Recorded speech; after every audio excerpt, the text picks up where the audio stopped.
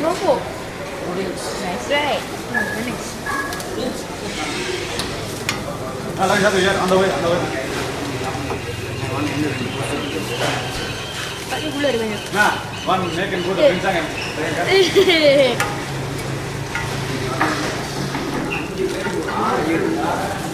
Tak sempat bagi hotel. Boleh lah, tu ni tu ada. Dah orang. Ya. Okay.